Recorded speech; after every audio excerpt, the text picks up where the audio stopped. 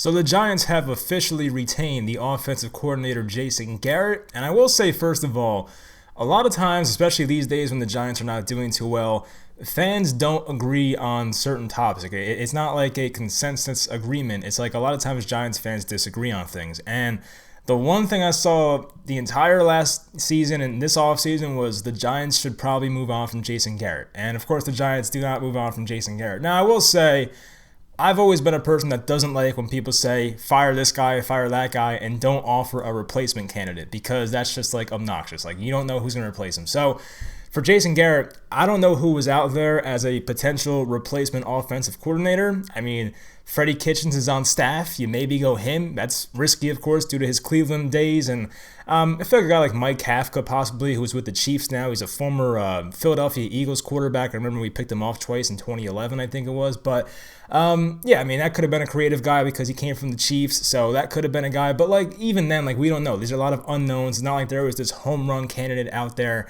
to be offensive coordinator for the New York Giants. So that is one thing. And the reason like this bothers me in a way is because I want what's best for Daniel Jones. And I'm sure all of you do as well. I want Daniel Jones to reach his max potential by year 3. Because if he doesn't, it's going to bring up the questions once again. Should the Giants get a quarterback? Should the Giants move on? Should the Giants trade Jones? Like, I don't want to be in that situation. I want to be in that situation by next offseason saying Daniel Jones is definitely our guy. That's where I want to be. But does having Jason Garrett give him the best chance to do that? That's the thing. So obviously in the West Coast offense with Pat Shurmur, Daniel Jones was a lot better. And Pat Shurmur, as I've said before many times, was the one that really wanted Daniel Jones. And you know, he was perfect for that offense. He was using his legs. They were going deep a lot. And for Jason Garrett, it was a lot of short passes, no pre-snap motion, a lot of just predictable type things. And I will say, Jason Garrett is good for running backs. He's definitely going to help Saquon Barkley. He's had a good track record back to Felix Jones, DeMarco Murray, Ezekiel Elliott, had Darren McFadden go for 1,000 yards one year. He's had a good track record with running backs, and I think Saquon Barkley will benefit from having Jason Garrett here.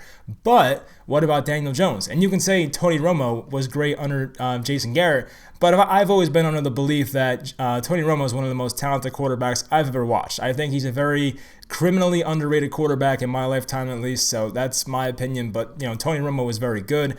So I don't know. I mean, once again, I don't know who the Giants could have replaced him with, but it's just like, it's not what I wanted. I came into this offseason saying, I think I tweeted this at one point. I personally believe that the Giants would have benefited from moving on from Jason Garrett and Dave Gettleman. And, of course, the Giants bring back both. And I hope I'm wrong. I hope the Giants find a way to bring in talent this offseason with Gettleman and hopefully Jason Garrett can put it all together. Hopefully the Giants get themselves a legit wide receiver one and a couple playmakers on offense and, you know, maybe upgrade the offensive line somehow. Like, that's what I want, and we'll see if that happens. But, yeah, so Jordan Raanan tweeted. He basically has a source that's saying Jason Garrett is back, and the Giants will not pursue Deshaun Watson. That's a pretty obvious one. I've tweeted about Deshaun Watson many times, voicing my opinion that I think the Giants should at least give an offer for Deshaun Watson. I'm not saying the Giants were going to get him. I'd never thought that for a second. I thought there was a 0.001% chance the Giants would have Deshaun Watson. So it's not going to happen. But in my opinion, the Giants should have at least put an offer out there for him. But it is what it is. It's not going to happen. So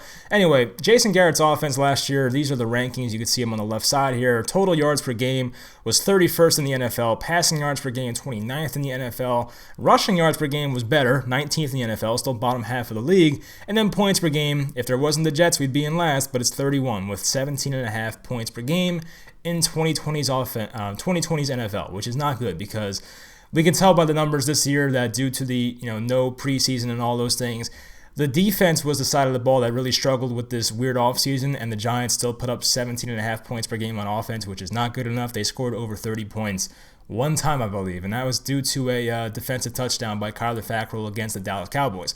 So, yeah, I mean, look, it's not exciting, and you can see on this tweet from the bottom here, this is from November 19th, so it's not, the Giants were 10 games in at this point, but the Giants were 20th in the NFL for pre-snap motion. It's not like, it's not the full season, but it just tells you that the Giants were not very creative in that matter, and you can see some offenses at the top here. I don't have 1 and 2, and I'm sure the Chiefs are up there, the Packers are up there, the Niners, and people will say, like, well, the Buccaneers don't use pre-snap motion. Yes, but the Buccaneers are freaking crazy talented, and they probably would benefit from pre-snap motion, but your quarterback is Tom Brady. Tom Brady's not meant to roll out and move with his legs. Like, that's not who Tom Brady is. Daniel Jones is not a Tom Brady type quarterback, so I feel like Daniel Jones would benefit from pre-snap motion, and if the Giants do get their hands on like Jalen Waddle in the draft, they better start using pre-snap motion, because that's a guy that you can use as a weapon, as a threat to throw off defenses, running some jet sweeps and running some fake jet sweeps and getting some linebackers following him and then heading off with a misdirection to Saquon Barkley. Like, that's what I want. So I don't know what they're going to do.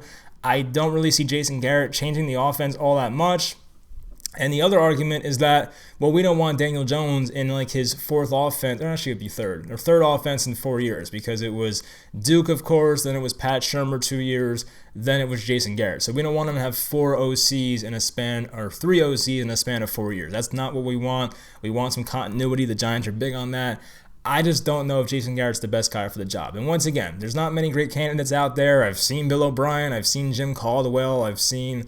who else got fired? Anthony Lynn. Like, there's not great candidates out there, but I feel like maybe a Mike Kafka would have been a nice fill-in. I like, speaking of Tampa, what was his name? Byron Leftwich. I like him as well. That's another guy. Comes from an offense that does not use pre-snap motion. But once again, I feel like it's more of a Tom Brady thing, so it is what it is. But anyway, Jason Garrett's back. Leave in the comments your reactions. If you wanted him gone, who would you replace him with? Because once again, I'm not a fan of like the I want him gone, but I don't have a replacement for you type comments. So leave in the comments who you would have brought in or tried to bring in if you were the Giants. But anyway, hopefully you enjoyed. Leave a like if you did, and I'll talk to you guys next time.